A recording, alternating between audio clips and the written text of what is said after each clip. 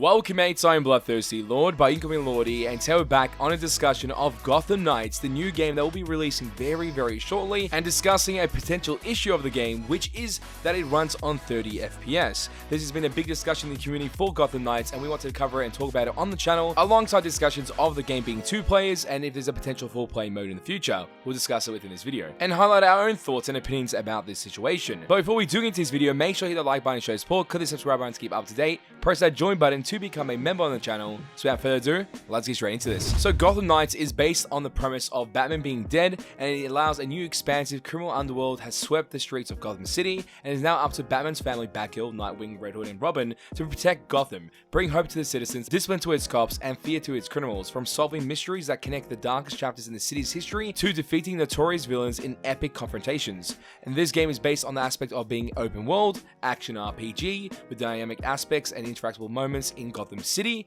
and there's patrols and co-op mode, solo mode, and all those good moments. That is pretty much the general consensus of what the game was from the initial trailer reveals, the announcements and such, and now leading up to the game, there's been a lot of information that has changed. For the example, the depiction of the 4 characters on the cover art of the game, being Gotham Knights, highlighting 4 different characters, that highlights the ideology of being able to have a 4-player Batman game experience, which is kind of interesting.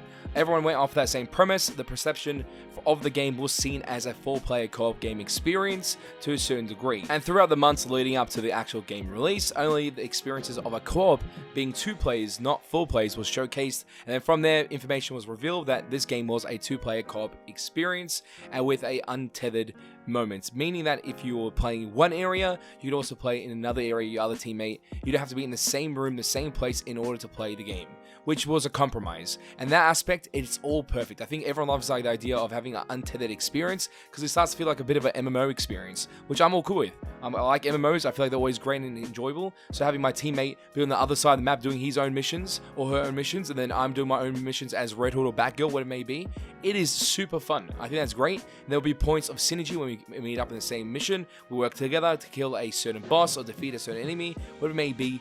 That is actually quite a fun mechanic for a co-op experience in a Batman game. Obviously, this will be even better as a 4-player experience, and that is something that everyone wants as well, and it looks like the developers have this in mind, as they will be releasing a 4-player co-op experience 1 month after Gotham Knights release, and this is a good thing to see. They got the reception that they thought the game was 4-player, from everyone else's perspective, the general consensus from the communities, all thinking that it's 4-player, and then resulting into the situation of being a 2-player game, and now we have the accordance of a gamer that is 4-player. It won't be untethered, it will be tethered experience, so you have to be in the same room or the same places together. But having 4 people in one room clearing missions together is kind of crazy in my opinion. So that will be really fun to see, and what the premise of that 4-player game mode will lead to will be the same experience as playing the normal story mode of Gotham Knights, but you start from the very start and you have 4 players, you complete missions together, and ongoing momentum to actually reach the final destination being the end of the game and completing it all together. If so, that's pretty amazing. It'll be a really fun game mode. But if it ends up being a different game mode that's detached from the experience, it will allow for a new type of interaction for Gotham Knights overall. So that's a bit of good news for the experience of Gotham Knights, that we still have the 2-player untethered experience that will be happening, that we all thought it was 4-player, but now we also have the benefit of a 4-player game mode coming out a month after. Many games like Cyberpunk, Hunt Showdown, they come out not the best, and they miss some of the marks that the community wants, or the general community wants for the game, or any gamer wants for the game. It doesn't meet the quota, and then after a while they build up on it. They actually react to those feedback and actually build new game modes or make new things for the game to make it actually better. And I'm hoping that's the direction they're going with this 4-player game mode, especially as it leans into the next topic of 30 FPS. This game does run on 30 FPS on the next-gen consoles, being PS5 and the latest Xbox. It'll run on 30 FPS 4K with ray tracing. So that's something to keep in mind. You have the better graphics, the better experience, but the compromise is your frame rates being on 30 FPS. Now, we got this bit of information from the developers of the game as they highlight the issue. I know many of you are wondering about the availability of the performance mode for Gotham Knights on consoles due to the types of features we have in our game, like providing a full untethered co-op experience. In our highly detailed open world, it's not as straightforward as lowering the resolution and getting a higher FPS. For this reason, our game does not have a performance/quality toggle option and will run at 30 FPS on consoles. And you see everybody's reaction in the Gotham Knights Discord highlighted there as well, as they're pretty much overwhelmed by the idea that it does run at 30 FPS, which is understandable because everyone buys the next-gen console for 30 FPS, but also the next-gen console does provide 4K and ray tracing, which is the other quality of it.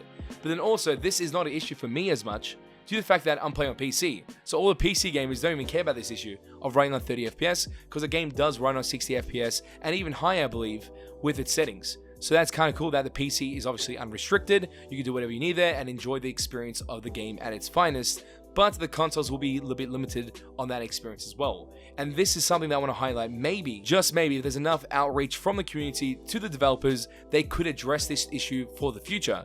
Meaning that there might be a patch, say a couple months down the line, 3 months, 6 months, whatever it may be, that actually increases the performance of the game, that allows you to have a performance setting that allows you to play on 1080p with ray tracing, or without ray tracing but on 60 frames or higher.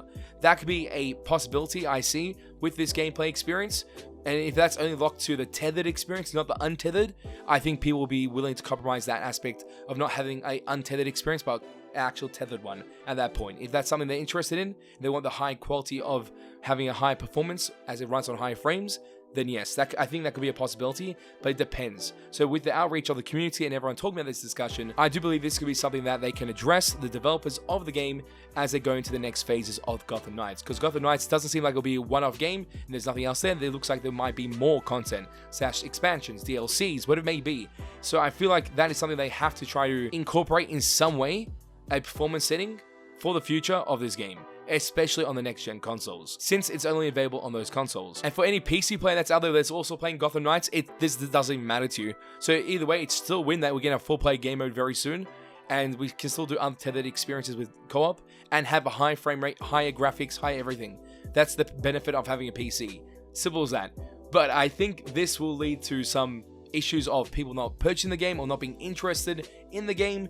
But I could tell you from the experiences I've had already, playing on PC, I think the game is quite stunning and actually quite enjoyable to play. So I'm going through it. I'm in the honeymoon phase right now, since we do have the game early, and now that's all I want to say about it. We'll be showing all our coverage on the day of release, so keep that in mind. Keep up to date with our content. We have more topic videos on the way there, and a lot of stuff to discuss on the Thursday. There's going to be a lot of videos on Gotham Knights as we highlight the potential of the game and what the game truly is. But mates, tell me your opinions and thoughts in the comment section down below. I'd love to know. Also, if you are a console player, are you interested in Gotham Knights? I'd love to know in the comment section down below. And also, will you realize the difference between 60 FPS and 30 FPS when you have 4K ray tracing on and you're more immersed into the experience of the game and you don't really care about the performance as much?